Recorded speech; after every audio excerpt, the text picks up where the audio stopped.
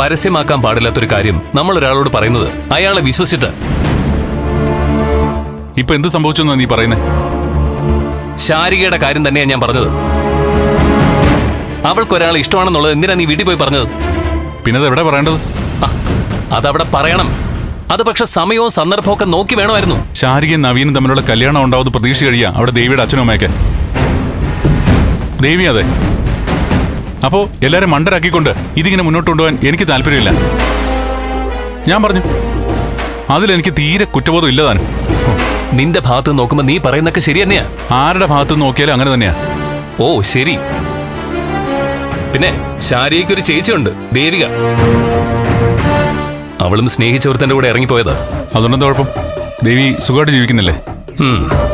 സുഖമായിട്ടുള്ള ജീവിതത്തെ കുറിച്ചൊന്നും പറയണ്ട. അത് നീ അങ്ങനെ പറഞ്ഞു?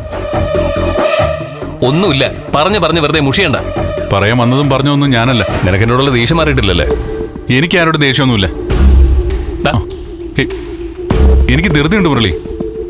നിന്റെ ഈ ധൃതിയുണ്ടല്ലോ, അത് തീരെ ശരിയല്ല. എന്താ? ഞാൻ എന്തെങ്കിലും പറഞ്ഞാൽ നിനക്ക് ഇഷ്ടപ്പെടില്ല. നിനക്കെന്നെ വേണ്ടെങ്കിലും എനിക്ക് നിന്നെ വേണം. അതുകൊണ്ട് നീ പറഞ്ഞതെല്ലാം ഞാൻ സമ്മതിച്ചേക്കാം. വെറുതെ എന്നോട് പിണങ്ങണ്ട.